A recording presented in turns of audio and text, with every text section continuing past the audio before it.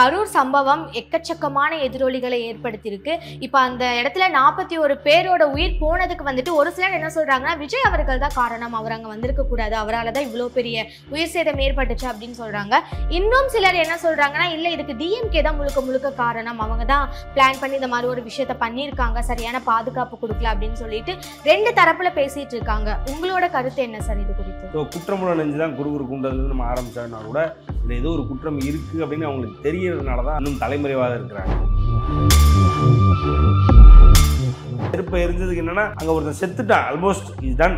அங்கே அவனுக்கு சிபிஆர் அதுன்னு இவங்க ட்ரை பண்ணுறாங்க, ஒரு ஆம்புலன்ஸ் உள்ள வர வைக்கிறது. ஏன்னா அவர் ஒருத்தர் தான் மைக் வச்சிருக்காரு, அவர் அனௌன்ஸ் பண்ண ஏதாவது ஒன்று நடக்கும், அந்த பையனை ஏதோ ஒன்று காப்பாற்றலாம் அப்படின்றதுக்காக தான் கீழேருந்து அப்புறம் நோட்டிஃபை பண்ணுறதுக்காக செயற்படுத்த அடிச்சிருக்காங்க. இதுதான் உண்மை. இந்த இடத்துக்கு சொன்ன நேரத்தில் வர முடியல கூட்டம் அப்படின்னா நீங்கள் கீர்த்தி சுரேஷ் வீட்டுக்கு நீங்கள் கல்யாணத்துக்கு போகிறீங்க, அப்போ இந்த கூட்டம்லாம் வரல. எடப்பாடி அவர்கள் வந்துட்டு சொன்ன ஒரு கருத்து இப்போ ரொம்ப பரவலா போயிட்டு இருக்கு. இந்த 41 உயிர் போறதுக்கு முழுக்க எம்.கே. ஸ்டாலின் அவர்களோட குறைபாடுகள், அவரோட கவனக்குறைவு தான் காரணம் அப்படின்னு சொல்லிட்டு ஒரு ஸ்டேட்மெண்ட் கொடுத்திருக்காரு. மக்களை நீ ஒழுங்கா நடத்தினா நீ ஆளுங்கட்சி எடப்பாடியார் உன்னை ஒன்றும் பண்ண மாட்டார்.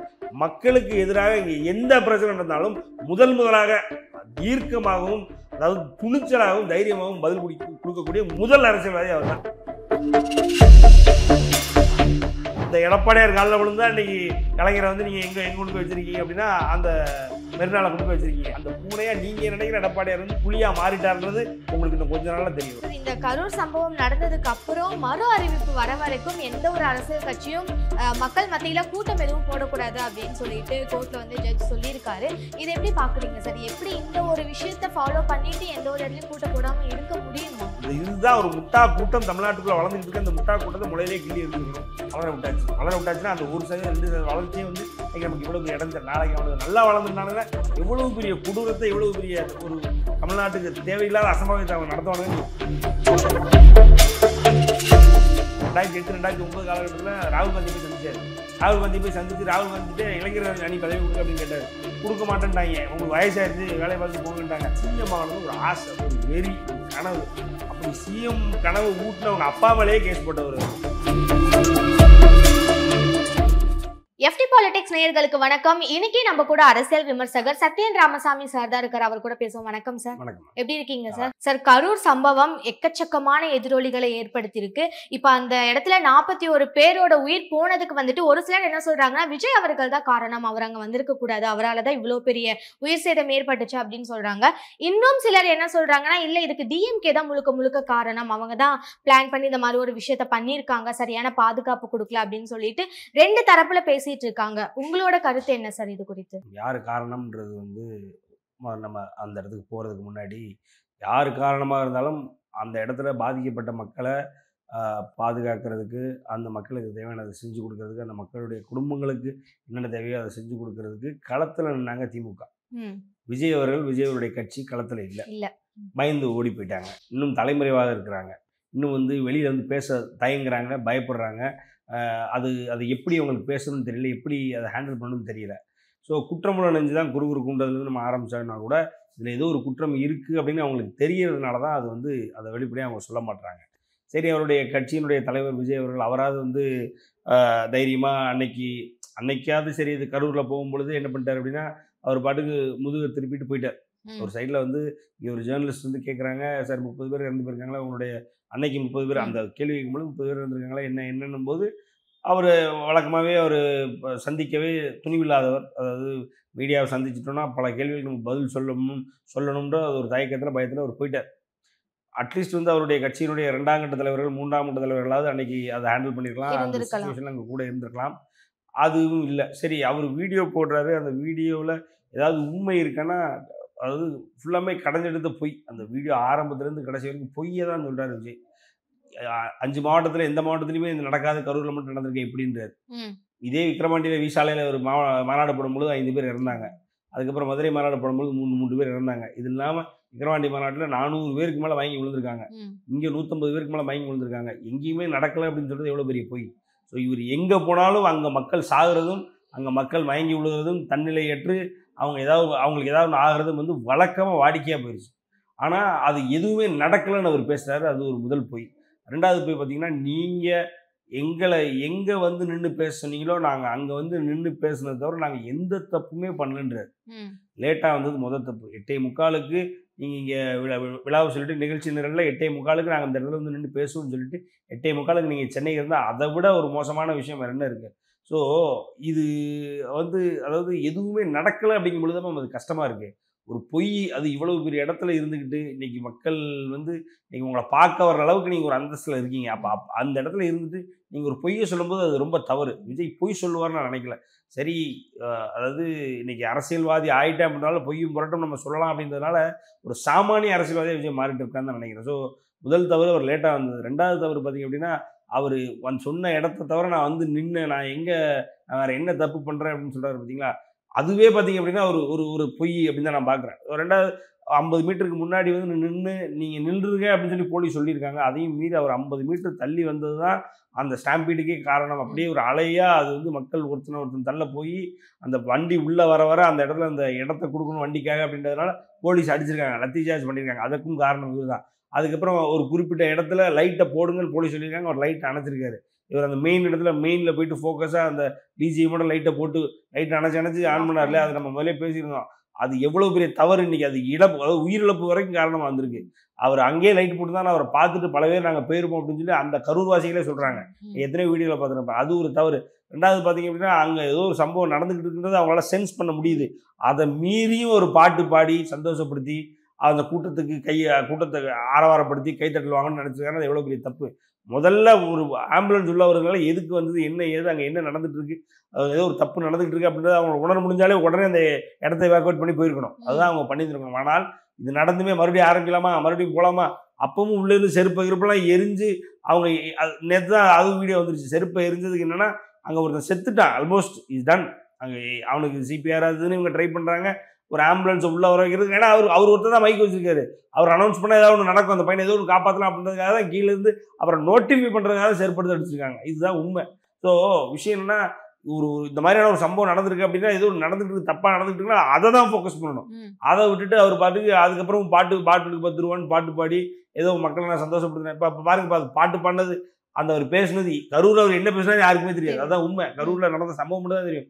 ஏன்னா அவரை வந்து வெறுக்க ஆரம்பிச்சிட்டாங்க மக்கள்ன்றது அந்த சம்பவம் காரணம். நீங்கள் இத்தனை பேர் செத்துக்கிட்டு இருக்கும்போது அவர் என்ன பேசினாருன்னு கேட்கறதுக்கு எவனுக்கு இன்ட்ரெஸ்ட் இருக்கும்? இனி அவர் எங்கே போய் என்ன பேசினாலும் அதை கேட்கறதுக்கு இன்ட்ரெஸ்ட் இருக்காது. ஏன்னா இது வந்து இந்த சம்பவம் வந்து ஒரு கொலை சம்பவம் தான் சொல்லணும். உண்மையில சொல்லப்போனால் இது ஒரு கொலை சம்பவம். இதில் வந்து அவங்களுடைய திட்டமிடல் காரணம். அந்த திட்டமிடல் ஒன்றும் இல்லை. ஒரு ஒரு ஒரு உபாதை, அதாவது ஒரு ரெஸ்ட் ரூம் போகணும் அப்படின்னா நீங்கள் ஒன்றும் இல்லை, ஒரு இயற்கை உபாதையை கழிங்கன்னா ஆண் எங்கே வேணாலும் கழிச்சிடும். ஆனால் பெண்ணுக்கு வந்து நீங்கள் அது கஷ்டம் அப்படிங்கும்போது ஒரு மொபைல் டாய்லெட் கிடையாதுங்க. இதெல்லாம் வந்து ஒரு பொதுக்கூட்டத்தினுடைய திட்டமிடல ஒரு அங்கம். இதெல்லாம் ஒரு முக்கியமான ஒரு அங்கம், பேசிக் கம்யூனிட்டி. அது இல்லை. அதுக்கப்புறம் தண்ணீர் இல்லை, உணவு இல்லை, மயங்கி விழுந்திருக்காங்க. அவங்களுக்கு தேவையான ஃபஸ்ட் எய்டு கிட்ட அங்கேயே நீங்கள் வந்து ஃபஸ்ட் எய்ட் கிட்ட வச்சு, இல்லை அங்கேயே ஒரு 2 டாக்டர்ஸ் ஒரு 2 நர்ஸ் வச்சுருந்தீங்கன்னா அவங்கள பார்த்துருப்பாங்க. ஸோ அந்த மாதிரி எந்த ஒரு ஒரு ஒரு உங்கள்கிட்ட ஒரு இது இல்லை. அது இல்லாமல் ஆம்புலன்ஸ் வரும்பொழுது ஆம்புலன்ஸை நீங்கள் ஆம்புலன்ஸ் டிரைவரையும் அப்புறம் ஆம்புலன்ஸ் அடிச்சு உடச்சிருங்க, ஆம்புலன்ஸ் டிரைவர் அடித்து அவர் சட்டையை கிழிக்கிறீங்க. அப்புறம் எப்படி ஆம்புலன்ஸ் உள்ளே வரும்? எப்படி அட்லீஸ்ட் ஆம்புலன்ஸை உள்ளே வர விட்டுருந்தாலாவது நீங்கள் ஒரு 41 பேர் இங்கே இறந்துருக்காங்கன்ற ஒரு 20 பேர் ஆகியிருக்கலாம், கம்மி பண்ணியிருக்கலாம், ஒரு 20 உயிர் படைச்சிருக்கோம். ஸோ அதனால் அது பண்ணல. குழந்தைங்களை கூப்பிட்டு வரக்கூடாது அப்படின்னு இருக்காங்க, குழந்தைங்களை கூப்பிட்டு வந்துருக்காங்க. சரி, குழந்தைங்களை கூப்பிட்டு வந்தாங்களா? நீங்கள் ஒரு கட்சியினுடைய ஒரு கேடர் ஒரு ஒரு ஒரு ஒரு ஒரு ஒரு பெரிய வளையம் மாதிரி உண்டாக்கி அந்த குழந்தைங்களை பாதுகாக்கிறதுக்காக உங்கள்கிட்ட திட்டம் இருந்ததா? இல்லை வந்த குழந்தைகளை திருப்பியாவது அனுப்பிடணும். நீங்கள் கோபமாக சொல்லி கிளியராக சொல்லி எடுத்து வச்சு திருப்பியாவது அனுப்பிடுங்க. அதை ஏதாவது பண்ணீங்களா? பண்ணலை. நீங்கள் எதுவுமே பண்ணலை. 2வது மதியளவுன்னு சொல்லி அந்த கரூர் மாவட்ட மேற்கு பொறுப்பாளர் அவர் தான் மொத்தத்துக்கும் பொறுப்பு. அவரை உள்ள கைது பண்ணி உள்ளே வச்சுருக்காங்க.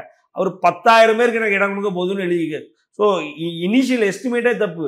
நீங்கள் விஜய் பார்க்க உலகத்தில் இருக்க எல்லாரும் கூட்டிடுவாங்க அப்படின்னா நீங்கள் அதுக்கேற்ற மாதிரி எஸ்டிமேட் கூட உங்களால் போட முடியல அப்படின்னா நாளை பிறகு நீங்கள் எப்படி பூத் கமிட்டி நடத்தி எப்படி நீங்கள் ஒன்றுமே, அதாவது அரசியல் அடிப்படை அறிவே இல்லாத ஒரு கட்சி. அந்த கட்சி பார்த்தீங்க அப்படின்னா விஜயை சிஎமாக்கிறதுக்கு எவனுக்கு தான் எனக்கு என்ன அப்படின்ற ஒரு நோக்கத்தில் போயிட்டு இருக்காங்க. அதாவது இது நடந்து முடிஞ்சுது, இதுக்கு விஜய் காரணம் இல்லை, செந்தில் பாலாஜி தான் காரணம். ஒருத்தர் உயிரை விடுறான். எதுக்கு உயிரை விடுறான்? ஏற்கனவே அங்கே உயிர் தான் விட்டுருக்காங்க.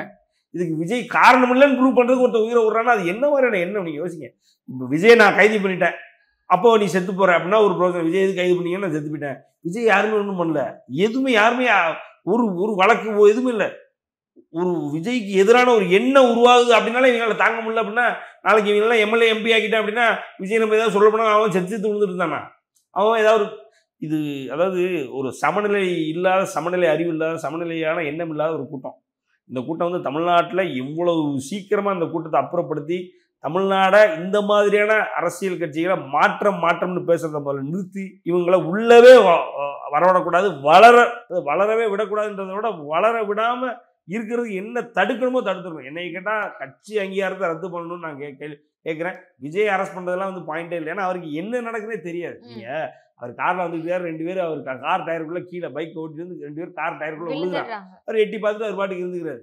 ஒரு சாதாரண நீங்கள்னால என்ன பண்ணுவோம்? அப்படி இல்லைன்னா அந்த அளவுக்கு நம்ம போகண்டாம். சாதாரணமாக இருக்கிறவங்க கீழே நம்ம காரில் ஒருத்தர் நம்மளை துரத்தி வந்து கீழே விழுகிறான் அப்படின்னா காரை ஓரம் கட்டி அவன் என்னன்னு கேட்க போவோம். இல்லை யாரையாவது அனுப்பி என்ன ஆச்சுன்னு பாருங்கம்மா, அது கூட அவருக்கு தெரியல.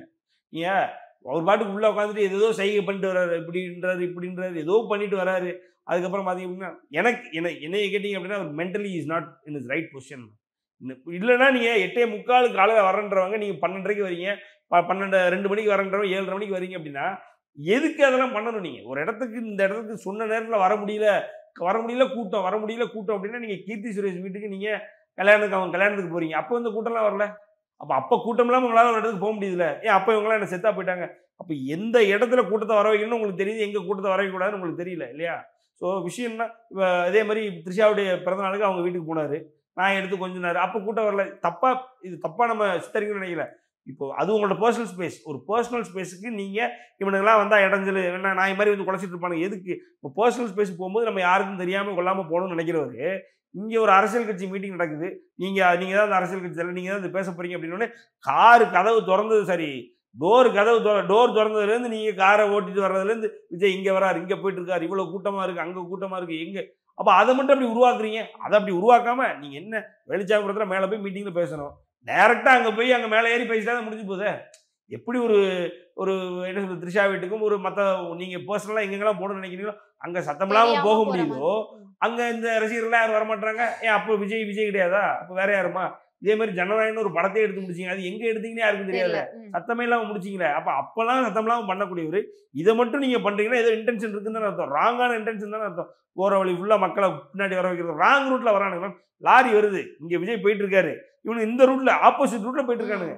கேட்டால் அது தப்பு, அது கம்ப்ளீட்டாக லீகலி ராங்க. அதை தடுக்க வேண்டியது, அதை கட்டுப்படுத்த வேண்டியது விஜய்கிட்ட தான் இருக்கு. ஆனால் அதை பற்றி அவருக்கு ஒன்றும் கவலையே இல்லை. அவருக்கு என்ன நடக்குதுன்னே தெரிய மாட்டேங்குது. அங்கே மேலே இருக்கா என்ன நம்ம ஆம்புலன்ஸில் நம்ம கொடி கட்டியிருக்கு அப்படின்றது. ஆம்புலன்ஸ் 5 ஆம்புலன்ஸ் அவைக்காக தான் கொடுத்துருக்காங்க, அது கூட தெரிய மாட்டேங்குது. அவைக்காவுக்கு பொதுக்கூட்டம் பண்ண போறீங்கன்னா நீங்கள் உங்கள் சைட்லேருந்து ஆம்புலன்ஸ் நிறுத்தி வச்சுருங்க. அதில் ஒரு ஆம்புலன்ஸ் வருது, என்ன ஆம்புலன்ஸ் நம்ம கொடி கட்டி, அது என்ன, அது எதுக்கு ஆம்புலன்ஸ் நம்ம கொடி கட்டியிருக்கு, நம்ம ஆம்புலன்ஸ் கொடுத்துருக்கோமா வச்சுருக்கோமா, எதுவுமே தெரியாது. எது வேலுச்சாங்குறோம் அந்த இடத்துல நம்ம கூட்டம் போட்டால் நம்ம கூட்டம் தாங்குமா? யார் இது? அவங்களே போயிட்டு ஈபியில் அந்த இடத்துல கரண்டை கட் பண்ணுங்கன்னு அவங்களே எழுதி கொடுத்துருக்காங்க. கரண்டை கட் பண்ணால் விஜயே மேலே ஏறி சொல்கிறாரு. அப்போ கரண்டை கட் பண்ண எழுதி கொடுத்தா மாவட்ட செயலாளரே உனக்கு தெரியாமல் நீ பேசிட்டு இருந்தா அப்புறம் என்ன மாதிரி? அதனால விஜயை போய் கைது பண்ணுறதை விட இது மொத்தம் முட்டாள் கூட்டம். அதாவது அரசியல் அறிவுன்னு இல்லை, பொது அறிவே இல்லாத ஒரு பேசிக் சிவிக் சென்ஸ் இல்லாத ஒரு கூட்டம். இந்த கூட்டத்தை எவ்வளவு சீக்கிரமா அங்கீகாரத்தை ரத்து பண்ணி அப்புறப்படுத்துறோமோ, இன்னும் சொல்ல போனால் இன்னும் கிளியராக இருக்குன்னா 2026 தேர்தலில் இவங்களை காய போட்டால் தான் அட்லீஸ்ட் அடுத்த தேர்தல் இவர் சிஎம் ஆகிற வரைக்கும் இவங்களை சாகடிக்க விட மாட்டார். இவர் சிஎம் ஆகிட்டே ஆனாதான் இவருக்கு மனசு அடங்கணும் வைங்களேன். அது வரைக்கும் இவர் எத்தனை பேரை சாகடிக்க போறான்றது தெரியாதனால அதுக்கு முன்னாடி கட்சி அங்கீகாரத்தை ரத்து பண்ணு நினைக்கிறேன். இதில் என்ன பிரச்சனைனா, இவனுங்க செட்டானா கூட நம்ம ஒன்றும் பிரச்சனை இல்லை, எங்கேயாவது செத்து நான் கம்ப்ளீட்லி வேஸ்ட், டெட் வேஸ்ட் ஒன்று. ஆனால் இவர் வராருன்னு அந்தந்த தெருமுனைக்கு வந்து நின்று பார்த்தவங்க செத்து போகிறாங்கன்றதான் எத்தனை. நாளைக்கு இது இன்னொரு மாவட்டத்தில் போய் அந்த மாவட்டத்தில் தெருமுனையில் வந்து நின்று செத்து போனாங்கன்னா அப்போ அதுவும் இழப்பு தானே. இது எல்லா மாவட்டங்களையும் நடந்துக்கிட்டு தான் இப்போ என்ன தான் பண்ண முடியும்? ஒன்றும் பண்ண முடியாது. எந்த மாவட்டத்துக்கு போனாலும் அங்கே யாராக்காவது ஏதாவது நடந்துக்கிட்டே தான் இருக்குது. அவங்க சாகிறதோ வாங்கி விழுவுறதோ இல்லை உடம்பு சரியில்லாமல் போகிறதோ நடந்துக்கிட்டு தான் இருக்குது. ஸோ அப்போது இவர் எங்கே போனாலும் ஒரு கூட்டமாக போய் அந்த ஊரை நாசப்படுத்திட்டு வர்றாங்கன்றது நம்ம வீடியோவில் பார்க்குறோம். அட்லீஸ்ட் அந்த தெருவை நாசப்படுத்திடுறாங்க, இல்லை ஊரை நாசப்படுத்துறாங்க. அங்கே உள்ள கரண்ட் மேலே ஏறி நிற்கிறது, அது இங்கே ஏறி நிற்கிறது, தலைவர் சிலை மேலே ஏறி உட்கார்றது, வீட்டு கூரை மேலே ஏறி நிற்கிறது, வீட்டு ஓடு மேலே ஏறி நிற்கிறது, இதெல்லாம் வந்து இது எதுக்கு எல்லா மாவட்டமும் நம்ம அலோவ் பண்ணணுன்றேன். நடக்கிறத கண்ணால் பார்க்குறோம். இவனுக்கு எதுக்கு உள்ளே விடணுன்ற, அதனால் இவனுக்கு உள்ளே விடுற விஷயம் இது சும்மா வீட்டு வாசலில் நிற்கிறாங்க, வீட்டு வாசல்னு செத்து போகிறாங்க. இவங்க வீட்டு வாசலில் நிற்கிறாங்க, இவனுங்க மேலே ஏறி வீட்டுக்குள்ளே போயிடுறாங்க. ஸோ இப்படி மொத்தமும் வந்து இந்த விஷயம், இந்த அரசியலை நம்ம டீல் பண்ண வேண்டாம்னு நினைக்கிறேன். ஒரு மக்களாக நம்ம நீங்கள் சரி ஓகே அப்படியே சாதாரண பொதுமக்கள் செத்து போகிறாங்க, குழந்தைங்க செத்து போகிறாங்க மேம். 2 வயசு குழந்தை மேலே ஏறி ஒருத்தர் நடந்திருக்காங்கன்னா அவனை நீங்கள் எம்எல்ஏ ஆகணும்னு நடந்தா அப்புறம் நம்ம என்ன பண்ண முடியும்? இதுதான் ஒரு பேசிக். 10 குழந்தைங்க இறந்துருக்காங்க.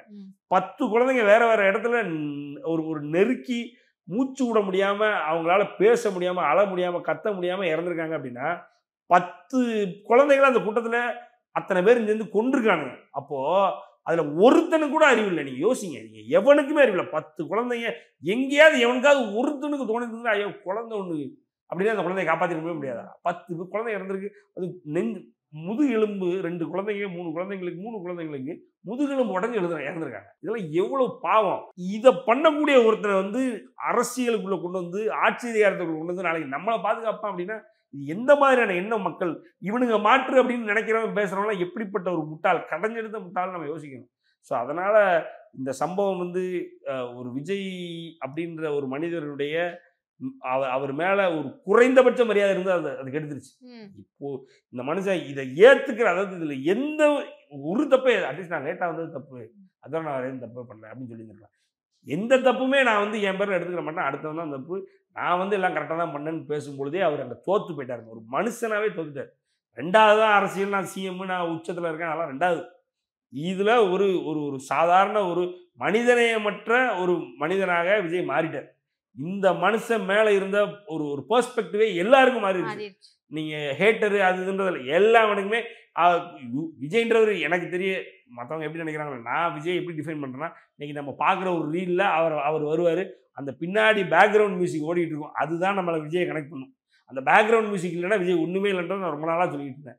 நீங்கள் ஒரு ரீலை பார்ப்பீங்க, இந்த ரீலை பார்க்கும்போது விஜய் அப்படி ஸ்லோ மோஷனில் ஏதாவது வந்து திரும்புவார் வைப்பார், இப்போ பின்னாடி கரெக்டாக அதுக்கேற்ற மாதிரி முன்னை கரெக்டாக அந்த பீக் மூமெண்ட் வரும்போது அதுக்கு மாதிரி பீக் பண்ணி பேக்ரவுண்ட் ஓடும். இதுதான் விஜயனுடைய அரசியல் இத்தனை வருஷமா. அவரே அதுக்கு பாட்டு எழுதி அதை பாடவும் செய்வார். அப்படி அதெல்லாம் பார்த்துக்கோங்களேன், அப்படிப்பட்டவர் தான் அவர். அதுவுமே உடஞ்சிருச்சு. இப்போ ஒரு பேக்ரவுண்டோட விஜய் மாசா காட்டுற மாதிரி ஒரு வீடியோ பார்த்தா பரிதாபமாக இருக்கும். உண்மை அதுதான். நீங்கள் யார் வேணாலும் இந்த சம்பவத்துக்கு அப்புறம் நீங்கள் வீடியோ பாருங்கள், பழைய விஜய் மாதிரி தெரிஞ்சாருன்னா என்கிட்ட சொல்லுங்க. நீங்கள் அப்படிலாம் அது ஏன்னா மேம் அவரு ஓடி போனால் பரவாயில்ல, எல்லாம் அவருடைய மேல்மட்ட தலைவர்கள் எல்லாம் பதுங்கியிருக்கானுங்க, தலைமறைவாக இருக்கானுங்க. அதாவது ரோட்டில் நின்று புலம்பிட்டு இருக்கானுங்க, என்ன பண்ணவே தெரியல. என்ன பண்ணணும் உங்களுக்கு என்ன தெரியும்? உங்களுக்கு என்ன அரசியல் தெரியும்? நீங்கள் இதுக்கு முன்னாடி என்ன அரசியல் தெரியும்? ஆஹா, நாங்கள் இப்போ கற்றுக்கிட்டு வர்றவங்க நீங்கள் முடக்கிறீங்களா அப்படின்னா, நீங்கள் கற்றுக்கிட்டு ஒவ்வொன்றும் பொறுமையாக புதுசாக பண்ண போறீங்க அப்படின்னா அதுக்கேற்ற ஒரு ஒரு ஒரு காஷியஸாக பண்ணணும், ஒரு காஷனோட பண்ணணும். எனக்கு எல்லாம் தெரியும், இருக்கிற முறை எங்களை கஷ்டப்படுத்துறான், எல்லாரும் எங்களை தாக்குறான், நாங்கள் எங்களோட வளர்ச்சியை பிடிக்காம எல்லாரும் சுற்றிட்டு இருக்கான், எங்களுக்கு தெரியாது எதுவுமே இல்லை, அந்த ஆங்கிளில் அந்த மோட்டில் பண்ண உன்னை எப்படி நான் உன்னை பெருசாக இருக்க முடியும்? நான் புதுசாக வரேன், ரைட்டு, எனக்கு கொஞ்சம் இடம் கொடுங்க, கேப் கொடுங்க, நான் இருக்கிறத நான் பண்ணிட்டு போயிடுறேன், சத்தம் இல்லாமல் நான் பண்ணிட்டு போவேன், அந்த மோடில் வந்தீங்கன்னா நான் உங்களை வரவேற்கிறேன், வாழ வைக்கிறேன். எனக்கெல்லாம் தெரியும். அவன் விஷயானந்த் பேசும்போது போலீஸ் இந்த பாருங்க, எங்கள் தளபதியோட பலூன் ஒன்று பறக்கும், அது ஒழுங்காக நீங்கள் எதுவும் பண்ணிடக்கூடாது, எங்கள் கொடியை பறக்கும்போது போலீஸ் வந்து தடுத்தான், அப்புறம் நான் போய் நின்று ஓட்டிட்டான், அது மாதிரி ஆதவர்ஜுனா எங்கள் தளபதி எங்களால் பார்த்துக்க முடியும், அவரை சேஃப்டி பண்ண முடியும், நான் மக்களுக்கு எதாவது நடந்ததுன்னா அதுக்கு நீங்கள் தான் பொறுப்பு.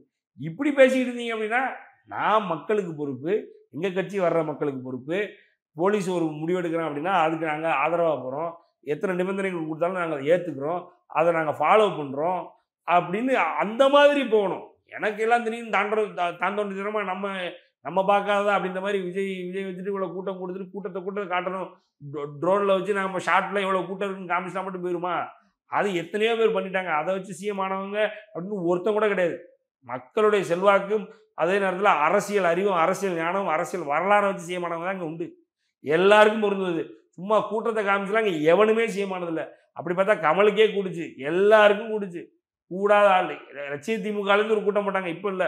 லட்சிய திமுக தாயக மறுமலர்ச்சி கழகமாக இருந்தது, டிஆர் அவர்கள், அவர் ஒரு மாநாடு நடத்தினார், அதுலேயே கூட்டம் கூடுச்சு, ரைட்டுங்களா? அதனால் வந்து மக்களுக்கு இப்போ தெளிவாக தெரிஞ்சிருச்சு ஒரு விஷயம் என்னென்னா, விஜய்ன்றவர் அரசியல் களத்தில் ஜீரோ. அரசியல் களத்தில் அரசியல்வாதிகளுக்கான மாற்று சக்தியாக விஜய்னா கிடையாது.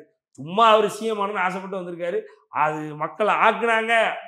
எனக்கு தெரிய அந்த எண்ணத்தை மக்கள் விட்டுருப்பாங்கன்னு நான் நினைக்கிறேன். கண்டிப்பா. இப்போ இந்த கரூர் சம்பவம் குறித்து எல்லா அரசியல் தலைவர்களும் அவங்களோட கருத்தை வந்து பதிவிட்டுட்டு தான் இருந்தாங்க. அதுல குறிப்பா சொல்லணும்னா எடப்பாடி அவர்கள் வந்துட்டு சொன்ன ஒரு கருத்து இப்போ ரொம்ப பரவலா போயிட்டு இருக்கு. இந்த 41 உயிர் போறதுக்கு முழுக்க எம்.கே. ஸ்டாலின் அவர்களோட குறைபாடுகள், அவரோட கவனக்குறைவு தான் காரணம் அப்படின்னு சொல்லிட்டு ஒரு ஸ்டேட்மெண்ட் கொடுத்திருக்காரு.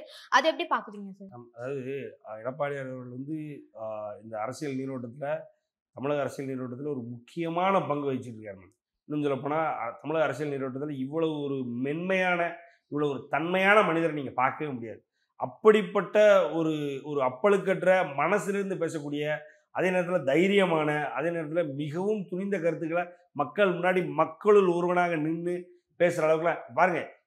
எலெக்ஷன் எப்போ இருக்கு, நீ கடைசி நேரத்தில் போய் கன்வின்ஸ் பண்ணிக்கலாம். ஆனால் இந்த ஆட்சியினுடைய அவ்வளோத்தை கிட்டத்தட்ட 180 தொகுதியில தாண்டி இப்போ ஒவ்வொரு தொகுதியை இன்னமும் போய் பேசிக்கிட்டு இருக்காரு. மக்கள் கூட்டத்தில் நானும் உங்களை மாதிரி வந்த விவசாயி தான். கீழே இருந்து நான் மேலே வந்தவன். ஸ்டாலின் மாதிரி டேரெக்டாக அவங்க அப்பாவை வச்சு நான் அரசியலுக்கு வந்தவன் இல்லை. நான் பட்ட கஷ்டம்லாம் உங்களை உங்களை உங்களை உங்களை பார்க்கும்பொழுது நீங்களும் இந்த மாதிரி கஷ்டப்படுறீங்களே, உங்களுக்கு தோல் கொடுக்கணும்னு நான் நினைக்கிறேன் அப்படின்னு மக்கள் ஒவ்வொருத்தரையும் சந்திச்சு இன்னைக்கு பேசிக்கிட்டு இருக்காரு. இன்னைக்கு அவருடைய கட்சியினுடைய, அதாவது இன்னைக்கு எத்தனை பேர் கட்சியை விட்டு வெளியில் போனாலும், இன்னைக்கு எத்தனை அணிகள் உருவானாலும், அதிமுகவினுடைய ஒற்றை தலைமையாக நான் பார்த்துக்கிறேன் அதிமுகவை, அதிமுக நம்மளை பார்த்துக்கும் அப்படின்ற ஒரு தைரியத்தில் கட்சியை கொண்டு போயிட்டு இருக்காரு.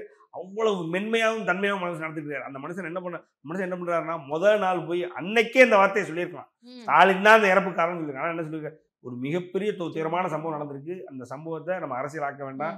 இது விஜய், ஸ்டாலின், உதயநிதி ஸ்டாலின், செந்தில் பாலாஜி அப்படின்னு இது எந்த ஒரு ஆங்கிள்லையும் அரசியல் சாயம் பூசாமல் நம்ம நடந்த சம்பவத்தை எப்படி நம்ம ட்ரீட் பண்ணுறது, மக்களை எப்படி நம்ம மறுபடியும் இயல்பு நிலை கொண்டு வர்றது, இதை நம்ம ஃபோக்கஸ் பண்ணணும்னு சொன்னார். ஆனால் ஸ்டாலின் அவர்கள் எங்கள் மேலே இதுக்கு பலி போடுறீங்க, நாங்கள் எதுவுமே காரணம் கிடையாது, விஜய் தான் காரணம், தாவேக்கா தான் காரணம் அப்படின்னு பேசும்பொழுது எடப்பாடியாருக்கு போகிறது. நான் ஒரு எதிர்க்கட்சி தலைவர்.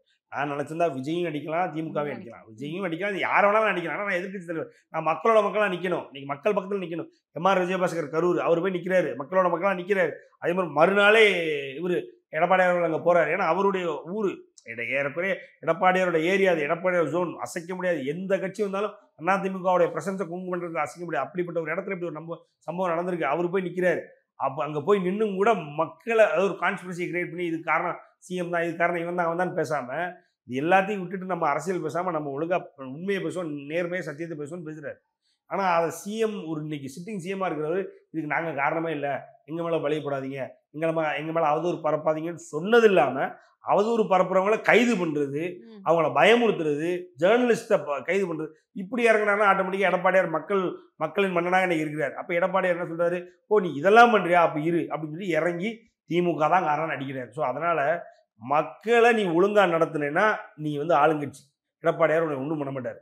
மக்களுக்கு எதிராக இங்கே எந்த பிரச்சனை நடந்தாலும் முதலாக தீர்க்கமாகவும், அதாவது துணிச்சலாகவும் தைரியமாகவும் பதில் கொடுக்கக்கூடிய எனக்கு தெரிய முதல் அரசியல்வாதி அவர் தான். சீமான் பேசார், அவர் பேசார், இவர் பேசார்ன்றாங்க. பேசி என்ன, நீ உன்னால் என்ன எக்ஸிக்யூட் பண்ண முடியும்? இன்னைக்கு 70 எம்எல்ஏக்களை வச்சுட்டு இன்னைக்கு எடப்பாடியார் பேசும்போது அந்த சத்தம் ஊர் முழுக்க கேட்கும். நீ பாட்டுக்கு தெருமுனை கூட்ட போட்டு பேசிக்கிட்டு இருந்தால் அது செல்லுபடியாகாது, எடுக்காது. ஆனால் இங்கே எடப்பாடியார் பேசுனா இன்னைக்கு நேஷனல் லெவலில் ரீச் இருக்கு.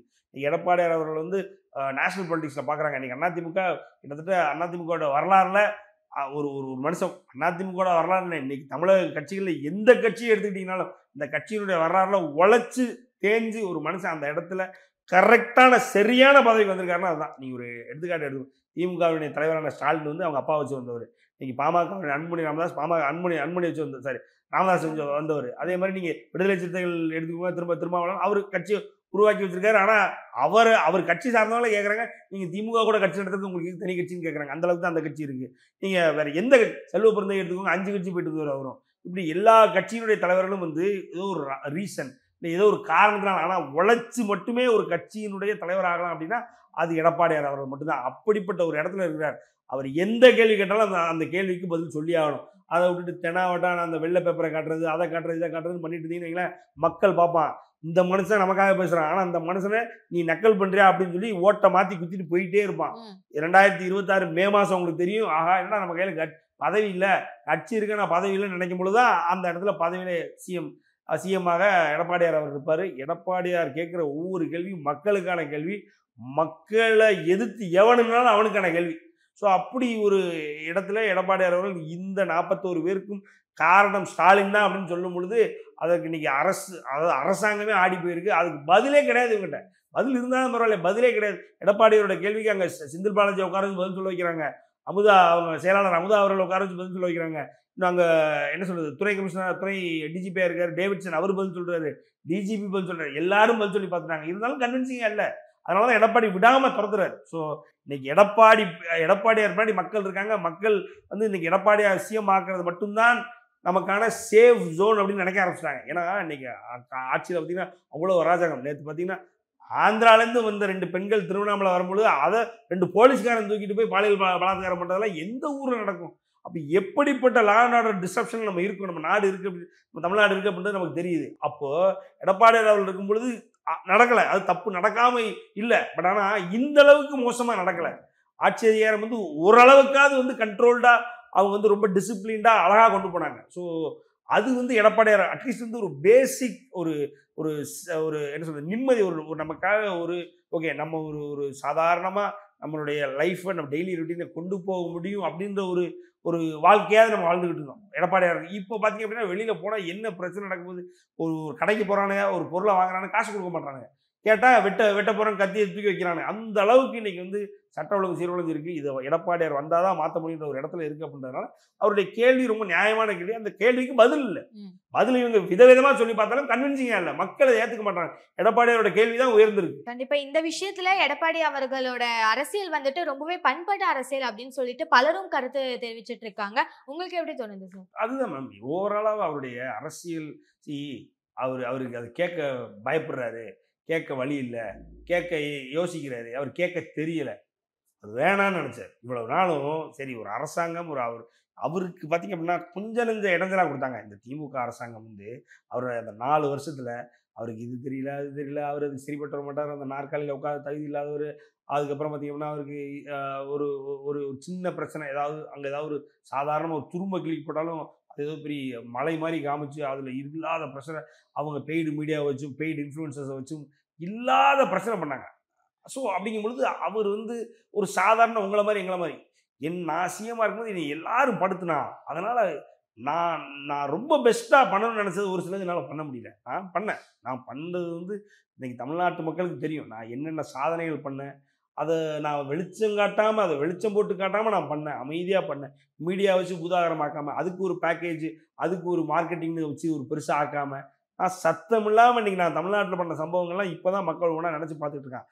ஆனாலும் வந்து இன்னும் நான் பெஸ்ட்டாக பண்ணணும்னு நினச்சது ஃபுல்லாமே என்னை எதிர்க்கட்சி வந்து அவங்களுடைய தேவையற்ற அவதூறு இல்லாமல் அவங்களுடைய தேவையற்ற அந்த அஜெண்டாவனால என்னை அழுத்துனாங்க.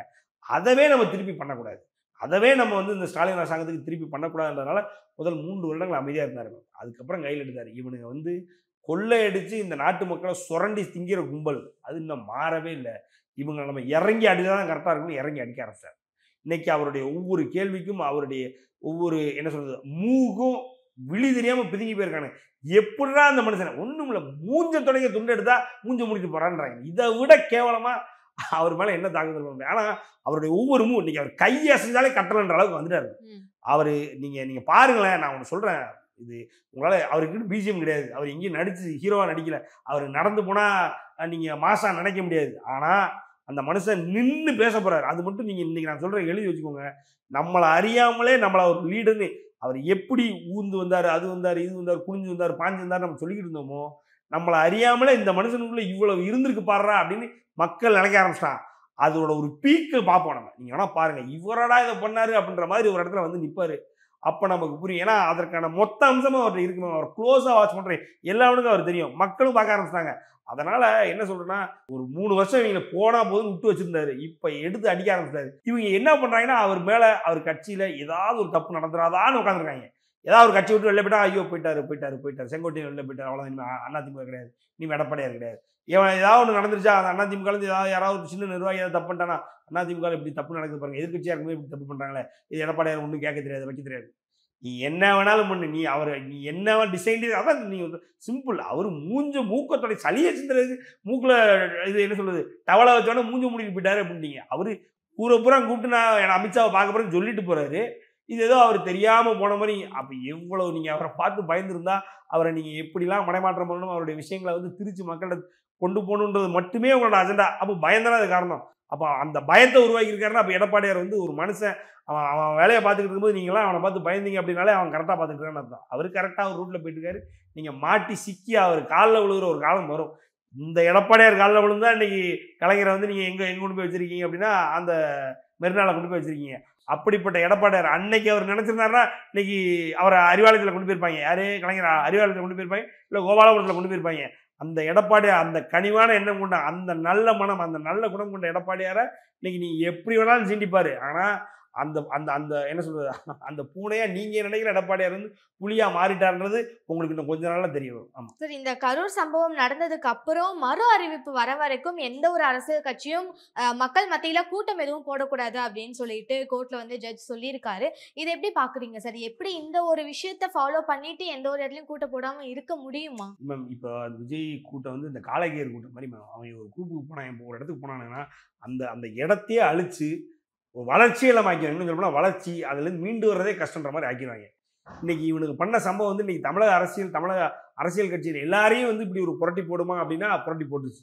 இந்த இதுதான் ஒரு முட்டா கூட்டம் தமிழ்நாட்டுக்குள்ள வளர்ந்துகிட்டு இருக்க. அந்த முட்டா கூட்டத்தை முளையிலே கிள்ளி எரிஞ்சிருக்கணும். வளர விட்டாச்சுன்னா அந்த 1% 2% வளர்ச்சியே வந்து இன்னைக்கு நமக்கு இவ்வளவு பெரிய இடைஞ்சல். நாளைக்கு அவனுக்கு நல்லா வளர்ந்துனால எவ்வளவு பெரிய கொடூரத்தை, எவ்வளவு பெரிய ஒரு தமிழ்நாட்டுக்கு தேவையில்லாத அசம்பாவிதத்தை அவன் நடத்துவானுங்க நீங்க பாத்துக்கோங்க. எல்லா இடத்துலையும் குடிச்சிட்டு வந்து நிக்கிறானுங்க. பெண்கள் அங்கே உள்ளவங்களை ஃபுல்லா மது அருந்திட்டு அவனுக்கு கண்ட்ரோல் இல்லாமல் இருக்கிறானுங்க அப்படின்றாங்க. அவனை கட்டுப்படுத்தவே முடியல அப்படின்றாங்க. ஸோ இப்படிப்பட்ட ஒரு கூட்டம் தமிழ்நாட்டுக்கு தேவையில்லாத ஒரு கூட்டம். பின்ன இந்த கூட்டத்தினால அடுத்த அரசியல் கட்சிக்காரனும் வந்து ஒரு இடத்துல சுமூகமாக போய் நின்று பேச முடியாத அளவுக்கு ஆகிப்போச்சு. ஏன்னா இதுதான். அதனால என்ன பண்ணுவோம் அப்படின்னா, இது வந்து நமக்கு ஒரு நல்ல படிப்பினை. இன்னொன்று, இது வந்து ஏதோ தமிழ்நாட்டுக்குள்ள ஒரு கட்சிக்கு இன்னொரு கட்சிக்கு சம்பந்தம். அந்த விஜய் வந்து அன்னைக்கு வீடியோ போட்டார், முடிஞ்சா என்னை நேரில் வந்து பாருங்க. நீ யோசிங்க, சின்ன பிள்ளைல நம்ம விளையாண்டுட்டு போய் என்ன அடிப்பியா, அடுறா முடிஞ்சா அடிச்சு போடுறா, நானும் திருப்பி ஒன்று அடிப்பேன்டா அப்படின்ற அளவுக்கு அந்த அளவு உட்காந்து பேசிட்டு இருக்கான் மேம். அவர் ஐயோ கொஞ்சம், அதாவது ஒரு சின்ன பசங்களுக்கு உள்ள ஒரு அறிவு கூட இல்லை மேம். அதுதான் நான் உட்காந்துட்டு இருக்கும்போது அது ஒரு பஞ்சு மாதிரி அவர் அமைதியாக, நான் வீட்டில் தான் இருப்பேன், நீ வீட்டில் தான் இருப்பேன், உனக்கு வந்து தூக்கிறதுக்கு எவ்வளோ நேரம் ஆகும். இப்படி தான் அவர் மாஸ்டரில் ஷூட்டிங்கில் இருந்தார் மேம். ஷூட்டிங்கில் இருக்கும்பொழுது நெய்வேலியில் இருக்கும்போது நைட்டாக ஒரு 4 பேர் தான், ரொம்பலாம் இல்லை, இன்கம் டேக்ஸ்லேருந்து ஒரு 4 பேர் அவர் தூக்கி கொண்டு வந்து காரில் வச்சு கூப்பிட்டு வந்தாங்க சென்னைக்கு. காரில் இப்படி ஒளிஞ்சிருப்பார். உன்னைய தூக்குறதெல்லாம் ஒரு மேட்ரே கிடையாது. 4 பேர் அனுப்பினா போது நீ இருக்கிற இடத்துல அப்படியே கையை கட்டி வீடியோ போட்டிருக்காரு. மோடியை போய் சந்திச்சிருக்காரு. எவனெல்லாம் அரசியலில் எவெல்லாம் தலைவனோ எல்லாத்தையும் போய் சந்திச்சிருக்காரு. 2008 2009 காலகட்டத்தில் ராகுல் காந்தி போய் சந்திச்சார். ராகுல் காந்திகிட்ட இளைஞர் அணி பதவி கொடுங்க அப்படின்னு கேட்டார். கொடுக்க மாட்டேன்ட்டாங்க. உங்களுக்கு வயசாயிருச்சு, வேலையை பார்த்துட்டு போங்கன்ட்டாங்க. உடனே அந்த கோபத்தில் அண்ணா ஹசாரே கூட போய் காங்கிரஸ் நல்லா ஆட்சி பண்ணல, காங்கிரஸ் ஊழல் பண்ணுது அப்படின்னு சொல்லி உட்காந்துருந்தார். காவலன் படத்தை ரிலீஸ் பண்ணாங்க. காவலன் படத்தை ரிலீஸ் பண்ணுறதுக்கு காவலன் படம் பார்த்தீங்க அப்படின்னா 14th ஜனவரி ரிலீஸ், 15th ஜனவரி ரிலீஸ் ஆச்சு. அது ஆக்சுவலி டிசம்பர், அதுக்கு முந்தின வருஷம் டிசம்பர் மாதம் 17ஆம் தேதி ரிலீஸ் ஆக வேண்டியது. அந்த 17ஆம் தேதி ஏன் ரிலீஸ் ஆகணும்னா, ரெட் ஜெயின் மூவிஸ் வந்து மன்மதன் நம்ம எடுத்துட்டு வந்தாங்க, அதனால ரிலீஸ் பண்ண விடல. அதனால ரெட் ஜெயின் மூவிஸ் மேலே கொஞ்சம் காட்டத்தில் இருந்தார். அதுக்கப்புறம் சரி 23ஆம் தேதி ரெட் ஜெயின் மூவிஸ் நான் என்ன பண்ணிக்கிறேன், நான் 23ஆம் தேதி கொண்டு போய்க்கிறேன், நீ 17ஆம் தேதி விட்டுக்கோ அப்படின்னா, இல்லை ஒரு வாரத்துக்குள்ளே என்னால் விடுறது கஷ்டம், நான் ஜனவரி கொண்டு போயிடுறேன் அப்படின்னு சொல்லி விஜய் தான் ஜனவரிக்கு எடுத்துகிட்டு போனார். ஜனவரிக்கு எடுத்துகிட்டு போனால் அங்கே சன் பிக்சர்ஸ் ஆடு காலத்தை எடுத்துகிட்டு வந்தான். ஆடு காலத்தை எடுத்துகிட்டு வந்து ஸ்க்ரீன்ஸே அவருக்கு கிடைக்கல. அதனால் வெம்பி போய் அப்பவும் 14ஆம் தேதி ரிலீஸ் ஆகலை, 15ஆம் தேதி தான் படம் ரிலீஸ் ஆச்சு. அந்த கோவத்தில் நான் அதிமுகவில் போய் நான் அணிலாக இருக்கேன் அப்படின்னு சொல்லி அந்த கட்சிக்கு அப்படி. அதே மாதிரி 2014 மோடி வராருன்னு மோடி கோயம்புத்தூர்ல போய் பார்த்தாரு. ஒரு இடத்துல ரங்கசாமி போய் பார்த்தாரு. இவர் ஒரு இடத்துல கலைஞருக்காக மணிமண்டபம் கட்டணும், கலைஞருக்காக செலவு வைக்கணும் அப்படிலாம் பேசிட்டு இருந்தாரு. அதே மாதிரி உதயநிதி, இன்பநிதி, ஸ்டாலின் இதெல்லாம் வந்து பெரிய பெரிய பேருமா இருக்குது, இதெல்லாம் படத்துக்கே டைட்டில் வைக்கலாம் அப்படின்னு. இவர் பேசாத ஆள் இல்லை, காலில் விழாத அரசியல்வாதி இல்லை, கையை கட்டி நிற்காத அரசியல்வாதி இல்லை. எல்லா வட்டியும் மாறி மாறி மாறி மாறி அவர் என்ன சொல்றது, அவர் ஒரு டிசைனான மனுஷன் மேம். அவருக்கு என்னன்னா சிஎம் ஆகணும்னு ஒரு ஆசை, ஒரு வெறி, ஒரு கனவு. அப்படி சிஎம் கனவு ஊட்டினவங்க அப்பா மேலேயே கேஸ் போட்டவர். யாராவது பெத்த அப்பா மேலே கேஸ் போடுவோமா? அப்படிப்பட்ட ஒரு மனுஷனை நீங்கள் சிஎம் ஆகணும்னு அலைஞ்சிட்டு இருக்கோம் அப்படின்னா அது ஒரு தப்பான ஒரு எண்ணம், தப்பான முன்னுதாரணம். அதனால வந்து இந்த மொத்த டீம் இருக்காங்களா, ஒரு முட்டாள்தனமான ஒரு டீம். இந்த டீம் அவன் சிஎம் ஆகணும், விஜய் சிஎம் ஆகணுன்ற செத்தா கூட பரவாயில்ல. அன்னைக்கெல்லாம் அதான் சொன்னேன் இல்லையா, அன்னைக்கெல்லாம் இதில் என்ன நடந்துருச்சு அப்படின்னு தாவேகா மேலே எங்கள் விஜய் மேலே குற்றச்சாட்டு நீங்கள் வைக்கிறீங்க அப்படின்னு சொல்லி செந்தில் பாலாஜி காரணம் ஒருத்தன் செத்துருக்கான், நீ எழுதி அனுப்பு, எதுக்கு சாகுற? அப்போ இந்த மாதிரி மனநிலையில் சுற்றிட்டு இருக்காங்க. விஜய் சிஎம்னா போதும்னு சுற்றிட்டு இருக்காங்க. அதனால் இருக்கிற எல்லா கட்சிகளுக்கும் இது ஒரு பாதிப்பாக இருக்குது. ஸோ அதனால் தயவு செஞ்சு சொல்கிறேன், இந்த கட்சியை வளர விடாமல் இந்த கட்சி இப்போ அங்கீகாரத்தை ரத்து பண்ணி அனுப்பியிருக்கு. அவ்வளோதான். இதுக்கு மேலே இதுக்கு முடிவே கிடையாது. இன்னமும் இவனுக்கு போவானுங்க. என்ன அடுத்த வாரத்தில் இன்றைக்கும் ஒரு சொல்லியிருக்கானா, இந்த மாதிரி நமக்கு எதிராக ஒரு சில மனுக்களை வந்து தள்ளுபடி பண்ணியிருக்காங்க, அதனால் வந்து நம்ம தோண்டி விடக்கூடாது, நம்ம இன்னும் வந்து இந்த அரசியலை வந்து இன்னும் முன்னெடுத்து கொண்டு போயிட்டு. என்ன அரசியலை முன்னெடுத்து கொண்டு கொள்கையும் கிடையாது. நீ கொள்கை தலைவர்னு ஒரு 5 பேர் அவங்க சொன்ன கொள்கையில கலவாண்டா வச்சிருக்க. நீ பேசுறதுக்கு ஒன்றும் கிடையாது. போராட்டத்தில் பூரா திமுகவையும் பாஜகவையும் வந்து நீ சாடிக்கிட்டு இருக்க. அதைத்தான் இருக்கிற எல்லா கட்சியிலும் பண்ணிட்டு இருக்கான்.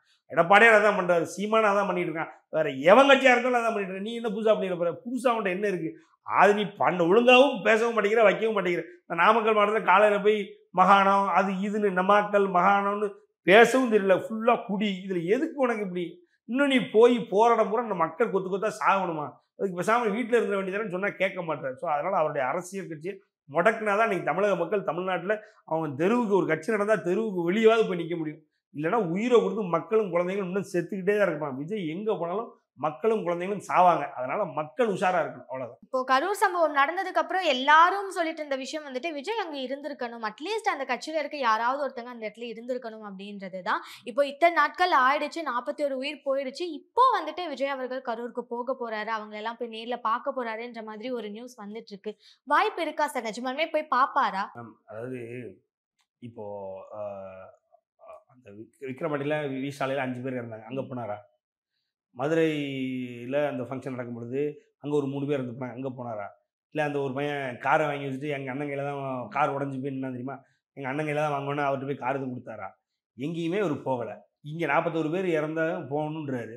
அப்போ அங்கே இறந்த 5 பேர் அவன் அது அனாமத்தாக நோக்கிறா? இல்லை அதெல்லாம் அனாதைகளா அதெல்லாம்?